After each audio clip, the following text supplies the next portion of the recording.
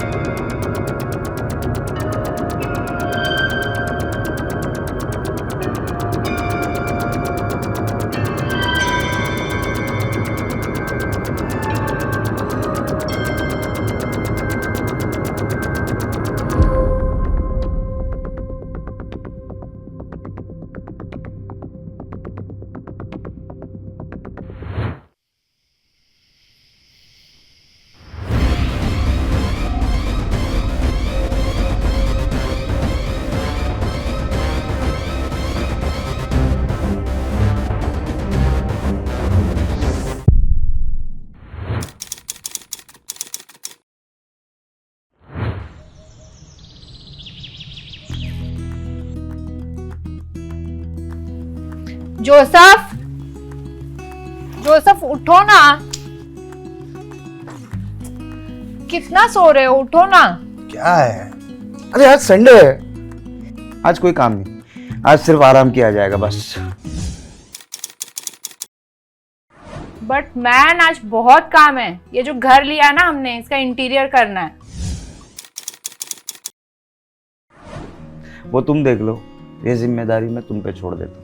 मैं अकेली कैसे करूंगी? जस्ट थिंक, अगर तुम्हारा इनपुट रहेगा तो काम अच्छा होगा ना। मेरा इनपुट कल मिलेगा, ओके?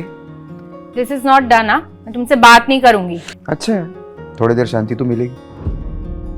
अरे मजाक कर रहा था, अब तुमसे मजाक नहीं करूंगा तो दूसरे की पत्नी के साथ में करूंगा? हाँ? मैं तुमसे बात नहीं कर रही। क्या है बेबी, बेचारा तुम्हारा हस्बैंड ऑल द टाइम काम करते रहता है, थोड़ा रेस्ट भी नहीं करेगा। So artless Rita, God is watching.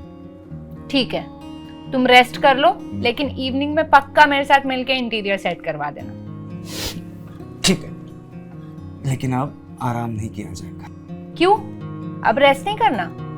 क्योंकि अभी तुम्हें लव किया जाएगा। अच्छा, इन सब के लिए तो बहुत टाइम है। नींद नहीं आ रही अब? तुम चीज ऐसी नींद उड़ा देती हो।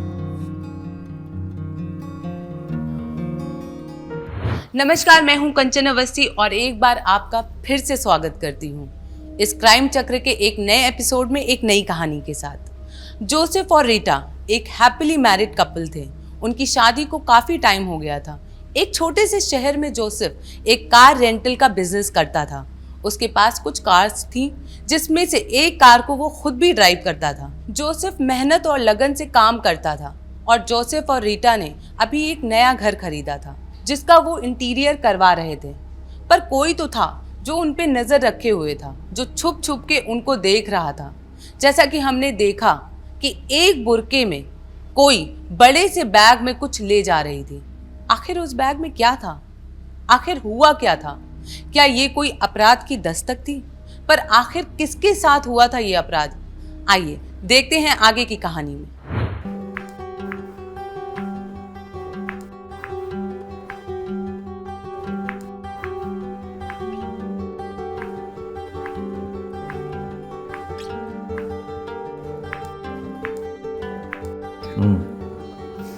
क्या कर रही हो मेरी जान?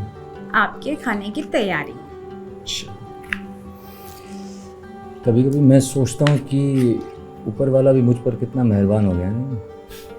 इतनी अच्छी प्यार करने वाली बीवी मिल गई, इतना अच्छा खाना बनाने वाली जो मुझ पर इतना ख्याल रखती है।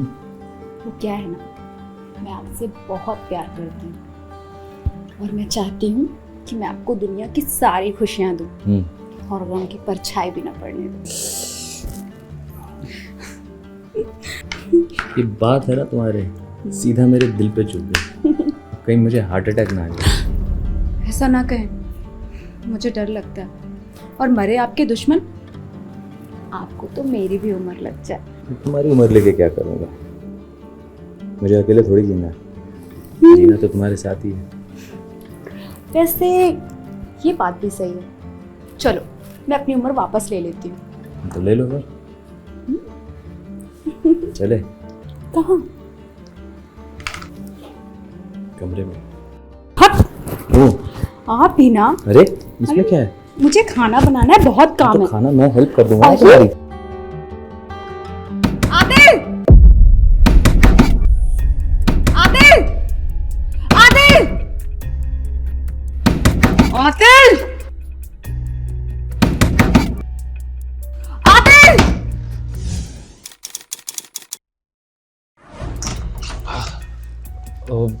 सॉरी मैम साहब, वो आँख नहीं खुली, थोड़ी नींद लग गई थी।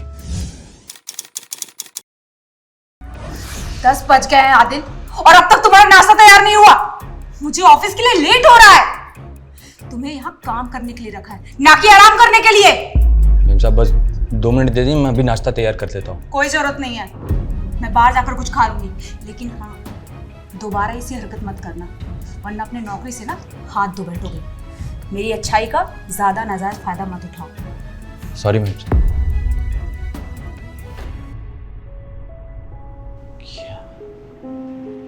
क्या ऊपर वाले, प्यार भी होना था तो मेम साहब से, ऐसी किस्मत दे दी। ये किसी दिन मुझसे प्यार से बात भी करेगी तो ऐसे ही जान ले लेगी मेरी।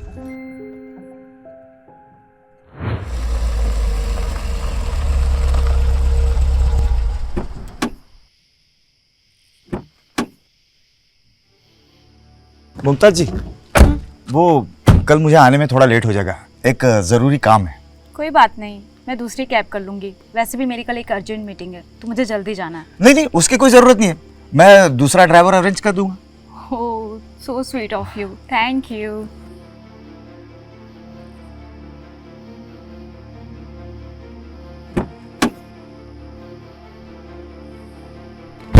छोड़ो, छोड़ो मुझे, क्या कर रहे हो?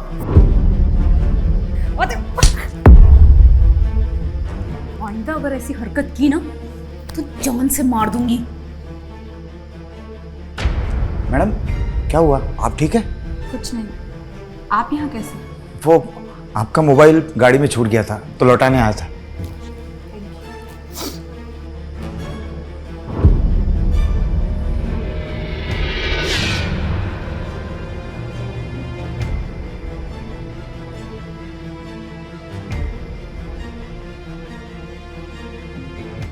मुमताज एक खुले विचारों वाली महिला थी जो एक बड़ी सी कंपनी में अच्छी पोजीशन पे काम कर रही थी। उसने घर के कामकाज और देखरेख के लिए आदिल नाम के लड़के को अपने साथ रखा हुआ था। मुमताज आदिल को एक केयर टेकर की नज़र से ही देखती थी, लेकिन आदिल मन ही मन मुमताज को बहुत चाहता था। वो मुमताज से शादी करना चाहता था। जोसेफ अक्सर मुमताज को उसके ऑफिस से पिकअप एंड ड्रॉप करने जाता था। मुमताज उसकी रेगुलर क्लाइंट थी। एक दिन जब मुमताज अपना फ़ोन गाड़ी में भूल गई थी, तब जोसेफ उसे मोबाइल लौटाने गया और उसने देखा कि मुमताज आदिल पर बहुत गुस्सा हो रही है और उसने आदिल को चांटा भी मारा। जोसेफ ने अगले ही दिन मुमताज से इसकी वजह पूछी। मुमताज ने बताया कि आदिल ने उसे गलत तरीके से छूने की कोशिश की। फिर आगे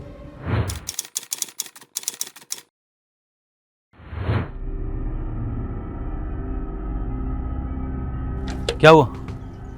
सर बड़े सूटकेस में लड़की की लाश मिली है, बॉडी को पोस्टमार्टम के लिए भेज दिया। ये बॉडी की पहचान हुई? सर बॉडी किसी मुमताज़ नाम की लड़की की है, वो एक बड़े कंपनी में मैनेजर की जॉब करती है। Murder weapon? सर गला दबा के खून कर दिया है और जैसे तैसे बैग में भर के यहाँ फेंक दिया है। ये बॉडी के आसपास कुछ मिला? नहीं सर, लेकिन बॉडी के आसपास एक बुरखा मिला है, शायद वो लड़की का हो सकता है। और एक बात सर, लगता है सर बॉडी रात में ही ठिकाने लगाएगी। एक काम करो, इस लड़की के बारे में पता लगाओ और आसपास पता करो किसी ने बड़े बैग के साथ देखा क्या। अगर कोई यहाँ कैमरा है तो सीसीटीवी फुटेज निकलवाओ फास्ट। सर बैग को ड्राई करके लाया गया है, पूरे रोड पे घसीटने के निशान है। सर इतने लंबे से तो इतनी भारी बैग ला नहीं सकते ना। हो सकता है कुछ दूर तक गाड़ी से लाया गया हो, उसके बाद घसीटा गया हो। सर एक काम करो, इस लड़की के ऑफिस में जाओ और पता करो इसका किसी के साथ लफड़ा है, झगड़ा तो नहीं जिसका रिजल्ट मर्डर हो सकता है। Yes sir.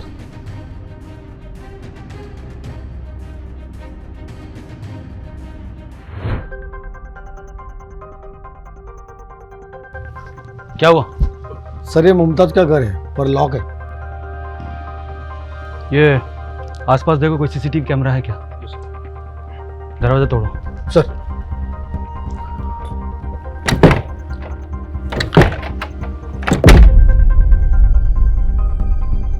पूरे घर की तलाशी लो, अगर खून यहां हुआ है तो कोई ना कोई सुराग तो जरूर मिलेगा। सर।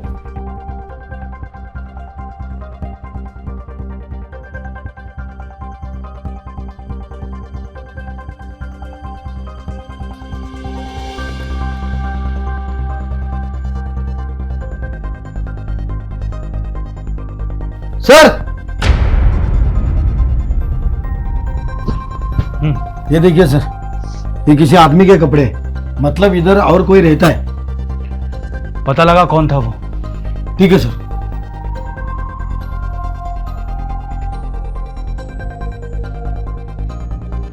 मुमताज की जिंदगी में सब नॉर्मल ही चल रहा था कि अचानक पुलिस को उसकी लाश एक सुनसान सड़क के किनारे एक बैग में मिली। पर आखिर मुमताज का कत्ल किया किसने? वो बुर्के के पीछे कौन था या थी? और आदिल कहाँ है? मुमताज का आदिल पे हाथ उठाना और उसके तुरंत बाद मुमताज की लाश इस तरह सड़क किनारे मिलना, क्या ये महज एक इत्तेफाक है? अगर इत्तेफाक है तो आदिल अचानक कहाँ गायब हो गया?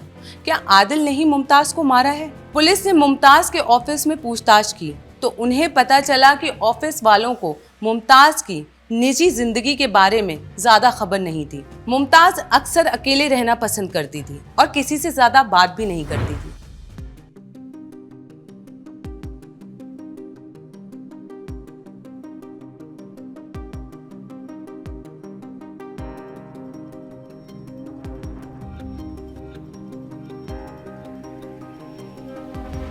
अरे जल्दी घर आ गए, और कुछ दिनों से मैं देख रही हूँ बड़ी जल्दी घर आ रहे हो तुम। अरे वो जिन मैम को मैं ड्रॉप करने जाता हूँ ना, उनका ना फोन बंद आ रहा है। उनके घर गया था तो वहाँ ताला लगा हुआ है, पता नहीं कहाँ चली गई। तो उस हिसाब से तो मेरी छुट्टी हुई ना, और बाकी जो काम है वो तो ड्राइवर्स कर लेते। वाह, तो चलो फिर घर के कामों में मेरा हाथ बटाओ। छुट्टी के दिन सिर्फ मैं तुम्हें प्यार करूँ। अच्छा सुनो ना, कुछ दिन के लिए बाहर चले क्या कहीं? कहाँ जाएंगे? हमारे हनीमून पे हम जहाँ गए थे वहाँ। हैप्पी? सॉरी, अरे वो दरवाजा खुला था इसलिए हम आ गए। जोसेफ आपका नाम है? जी सर, मैं ही जोसेफ। आप आइए बैठे। क्या हुआ सर, कैसे आना हुआ? जोसेफ जी, मुमताज जी का मर्डर हो गया है, उसी के बारे में आपसे पूछताछ करनी। लेकिन मुमताज जी का मर्डर कैसे हुआ? मैं तो उनके घर गया था, वहां ताला लगा हुआ है, उनका फोन भी बंद आ रहा है। हाँ, उनकी लाश हमें गाड़ी में मिली थी। आपको किसी पर शक है या कोई ऐसी बात जिसका कनेक्शन मुमताज जी के मर्डर के साथ हो? सर वो आदिल। आदिल मुमताज जी का कोई बॉयफ्रेंड था क्या? नहीं, बॉयफ्रेंड नहीं। आदिल मुमताज जी का केयरटेकर था, उनके घर में ही रहता था और उनकी देखरेख करता था। उधर तो कोई नहीं था सर। मुझे लगता है वो जो कपड़ा मिला था ना, वो उस लड़के का ही होगा। ये आदिल पे शक की वजह? सर उस दिन मुमताज जी का मोबाइल मेरे गाड़ी में छूट गया था, तो मैं उनका मोबाइल लौटाने के लिए वहाँ गया तो आदिल का और मुमताज जी का झगड़ा हो रहा था, और मुमताज जी ने आदिल को तमाचा भी लगाया था। सर क्यों? वो अगले दिन जब मैंने पूछा तो मुमताज जी बताने लगी कि आदिल उनसे प्यार करता है और उसने मुमताज जी को शादी के लिए प्रपोज भी किया था। सर ये आदिल का नंबर मिल सकता है क्या? हाँ जी सर, मैं भी देता हूँ। ये आदिल का नंबर ट्रेसिंग पे डाल दो। सर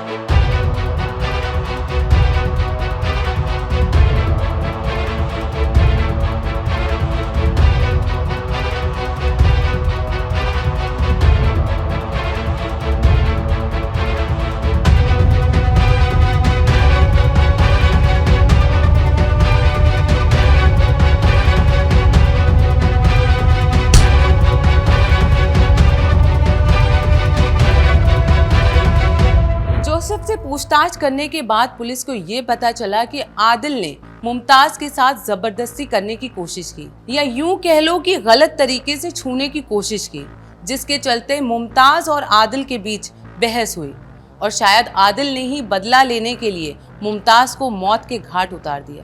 पुलिस ने आदिल का मोबाइल ट्रेस पे डाला। पहले तो वो आउट ऑफ नेटवर्क था, पर अचानक से मुमताज के घर के पास ही उसकी लोकेशन डिटेक्ट हुई। पुलिस ने अपनी टीम के साथ एक जाल बिछाया और आदिल को धर दबोचा। बोल क्यों मारा मुमताज को? सर क्या बात कर रहे हैं सर? मैंने नहीं मारा मुमताज को। मैं कितनी बार बोलूंगा नहीं मारा हूं सर, फिर भी आप वही सवाल पूछे जा रहे हैं बार बार। क्योंकि तू उसे प्यार करता था, तेरी गंदी नजर उसके ऊपर थी और तूने उन्हें गलत तरीके से टच करने की कोशिश की तो उन्होंने तुझे थप्पड़ मारा, जिससे तेरा ईगो हर्ट हुआ और तूने बदला लेने के लिए उन्हें मौत के घाट उतार दिया और फरार हो गया। हाँ? नहीं सर देखिए, आप जो कह रहे हैं वो मैं मानता हूँ, सच है, मैं मना नहीं कर रहा हूँ, लेकिन सर मेरा यकीन करिए मैंने नहीं मारा है। सर मैं अपने गांव गया हुआ था, मैं आया तो देखा आप लोग घर के बाहर खड़े। मैंने बगल वाली आंटी से पूछा तो उन्होंने कहा कि मेम साहब का मर्डर हो गया। सर मुझे लगा कि आप लोग मुझे ही पकड़ोगे, इसलिए मैं भागा। सर मेरा यकीन करिए सर, मैंने नहीं मारा है। सर ये सीसीटीवी फुटेज मिला है।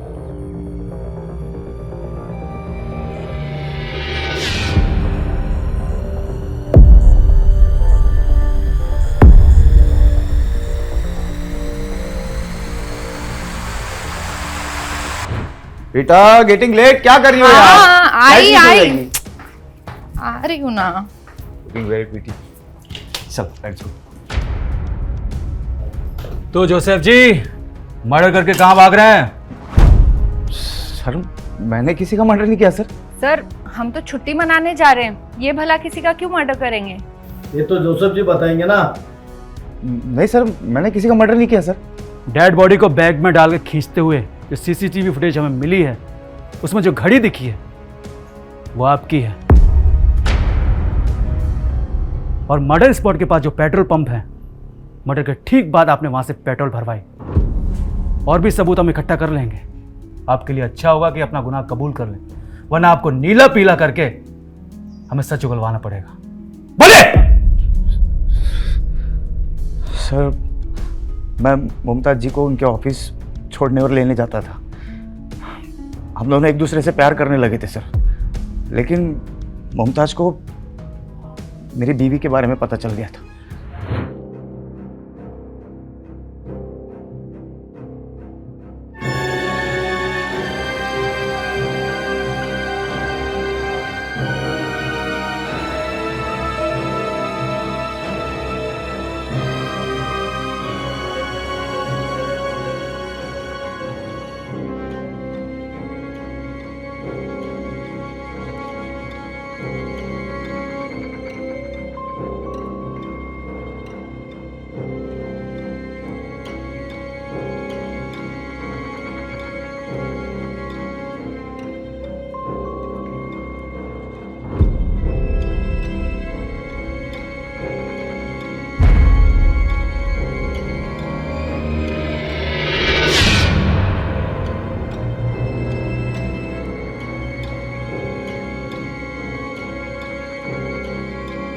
धोखेबाज!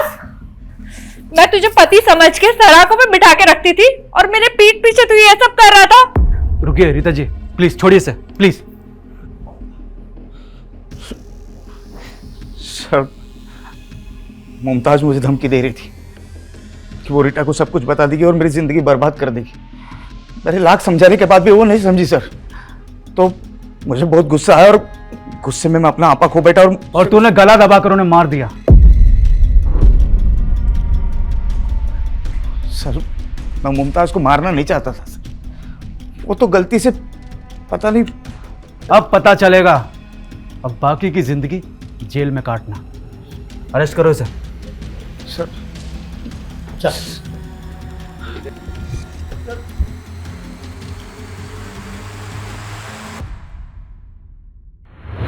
जोसेफ और मुमताज को एक दूसरे से प्यार हो गया था।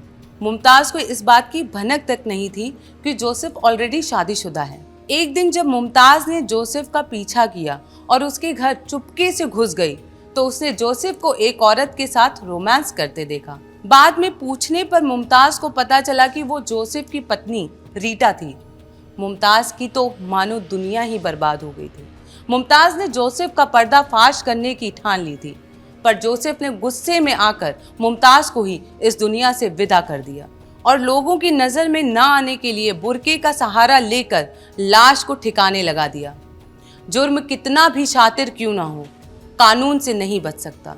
ऐसी ही और कहानियों के लिए बने रहिए हमारे साथ, फिर मिलेंगे। जय हिंद।